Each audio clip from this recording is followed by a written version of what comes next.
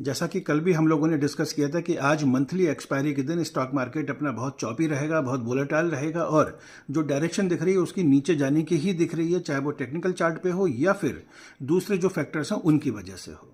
और ठीक वैसे ही आज स्टॉक मार्केट ने बिहेव भी किया। आज कल से भी ज़्यादा सेलिंग आई है। चारों तरफ स्ट्रीट पे केवल रेड रेड कलर ही दिखाई दे रहा था, कहीं भी हरियाली आज नज़र नहीं आ रही थी। और इस सेलिंग के चलते निफ्टी 50, बैंक निफ्टी और सेंसेक्स तीनों ही 1% की भारी गिरावट के साथ बंद हुए हैं। और अगर मैं ब्रॉडर मार्केट की बात करूं तो वहां तो और ज़्यादा तबाही मची हुई है। निफ्टी मिड कैप और निफ्टी स्मॉल कैप ये दोनों ही 1.25% से लेकर 2% तक की बड़ी गिरावट के साथ आज बंद हुए हैं। अगर मैं एफआईआई की डेटा की बात करूं तो एफआईआई तो लगातार अपना माल बेच के पैसा निकाल रहे हैं इंडिया के मार्केट से।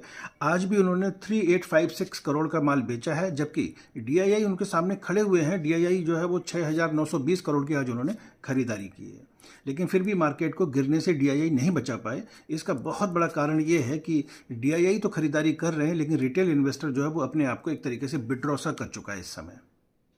दोस्तों अब क्या होगा कल जरा देखते हैं। निफ्टी ने अपना 100 डेमा का जो बड़ा क्रूशियल एवरेज था 24,635 का, उसको ब्रेक करके आज 24,500 पे क्लोजिंग दी है।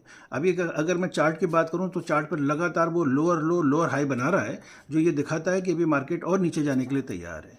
अब अगर कल ये नहीं सुधरा तो सिंपल है कि अब इसका जो सपोर्ट आ रहा है निफ्टी का वो 24,360 पे आ रहा है।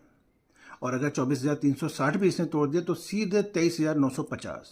क्या ये रूम पॉसिबल है नीचे जाने के लिए? हाँ पॉसिबल है, क्योंकि कुछ भी हो सकता है। बट फिर भी कुछ चीज़ें अच्छी भी हो रही हैं, जैसे कि टैरिफ को लेकर डोनाल्ड ट्रंप के जो इंटरनल लोग हैं, जो ऑफिशियल्स एग्जीक्यूटिव्स, उन्होंने बहुत ज़्यादा ह्यू एंड क्राई मचाना यूएस में शुरू कर दिया है। उसका इम्पैक्ट आपको दिखेगा। मोदी जी कल जापान जा रहे हैं और फिर उसके बाद वो जाएंगे आपके वो चाइना। जरूर वहाँ से कुछ ना कुछ अच्छी डील बन के आएगी जो कि इंडिया को राहत देगी।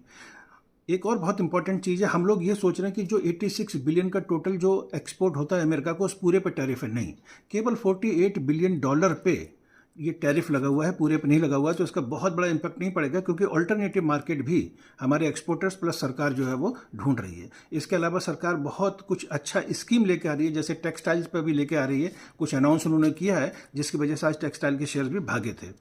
दूसरे जीएसटी का जो रिफॉर्म है दोस्तों, 4 और 5 सितंबर को जीएसटी की मीटिंग है काउंसिल की, जो कि लग रहा है कि 22 सितंबर से ये जो रिड्यूस्ड जीएसटी है वो एप्लीकेबल हो जाएगा।